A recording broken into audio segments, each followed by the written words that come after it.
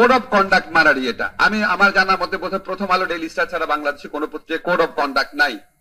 Code of conduct এটা তো self regulation, এটা পৃথিবীর সমস্ত বড় বড় পত্রিকায় থাকে। আর কোড অফ কন্ডাক্ট যে দুইটা পত্রিকা আছে, এই দুইটা পত্রিকা থেকে একটা উদাহরণ দিই যেখানে কোড অফ কন্ডাক্ট আছে।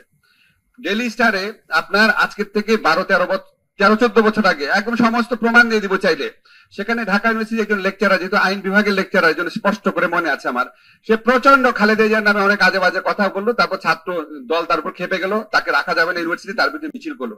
ডেইলি স্টার তাকে ন্যাশনাল হিরো বানায় দিল। ফার্স্ট পেজে প্রফেসর নাম দিয়ে আসতো, সে হলো লেকচারার, তার নাম লেখা হতো প্রফেসর, প্রত্যেক দিন প্রফেসর লেখা হতো। বিকজ খালেদা জিয়ার বিরুদ্ধে সে বাজে কথা বলেছিল, তারপর ছাত্রদল মিছিল করে তার পদত্যাগ চেয়েছিল। তারপরে যখন তাকে ঢাকা বিশ্ববিদ্যালয় শিক্ষক সমিতি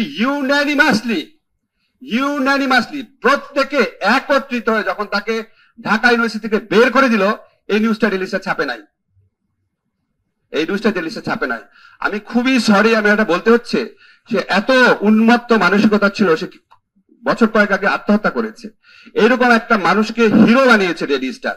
কিন্তু তাকে যখন ঢাকা ইউনিভার্সিটি ক্লাব থেকে বের করে দেওয়া হচ্ছে, ঢাকা ইউনিভার্সিটি ক্লাবের ইতিহাসে প্রথম ইউনানিমাসলি বের করে দেওয়া হয়েছে, সেই নিউজটাই ডেইলি স্টার ছাপে নাই। জাতীয় বীর যে বানিয়ে ফেলেছিল, এটা হচ্ছে ডেইলি স্টার। একটা উদাহরণ দিলাম। আর হচ্ছে প্রথম আলো, যে পত্রিকা আমি নিজেই লিখি, প্রথম আলোতে আপনারা দেখবেন সুযোগ পেলেই কি আপনার জাফরুল্লাহ চৌধুরী হচ্ছে বিএনপি পন্থী। আমি সবসময় সৌরভে আছে বলতাম, ভাই জাফরুল্লাহ চৌধুরী যদি বিএনপি পন্থী, লেখা আছে একবার দুইবার হলো, আমি নিজের চোখে পড়েছি। জাফরুল্লাহ চৌধুরী যদি বিএনপি পন্থী হয়, তাহলে আনিসুজ্জামান আর জাফর ইকবাল ওনাদের নামের আগে আওয়ামী লীগ পন্থী কেন লেখেন না? কখনো লেখে নাই। তো এরকম ইনবিল্ট এক ধরনের পার্সিয়ালিটি যদি থাকে, তখন আপনাদের প্রতি মানুষের রেসপেক্ট আসবে না, মনে হবে আপনারাও তো একটা পার্টি জানা অংশ। সাংবাদিকতা অন্য জিনিস, একটা দলকে সাপোর্ট করা অন্য জিনিস, কিন্তু আপনি যখন অ্যাডজেক্টিভ ইউজ করেন তখন আপনারা অনেক সাবধান হতে হবে।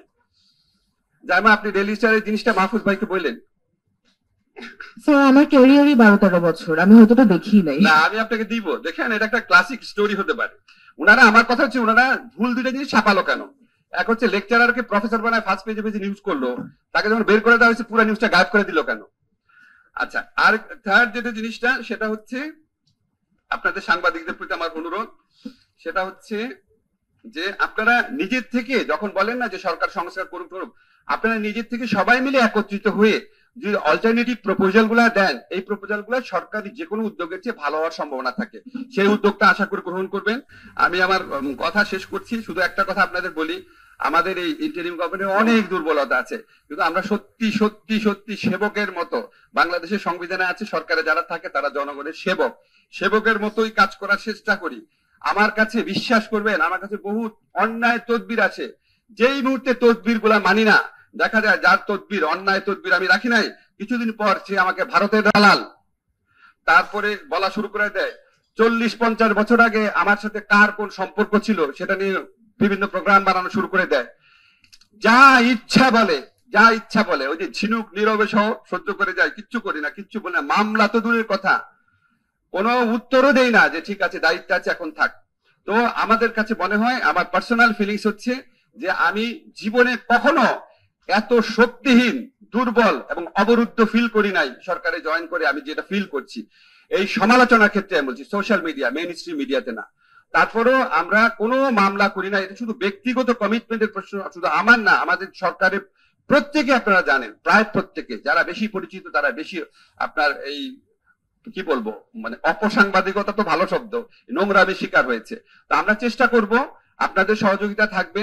আপনারা শুধু একটা জিনিস মনে রাখবেন, সংস্কারটা কিন্তু একদিনে হয় না। দেখেন, আমি এই সংস্কার এজেন্ডার সাথে তিন দলীয় জোটের রূপরেখা আছে, সেই সময় থেকে কোনো না কোনো ভাবে ইনভলভ আছি।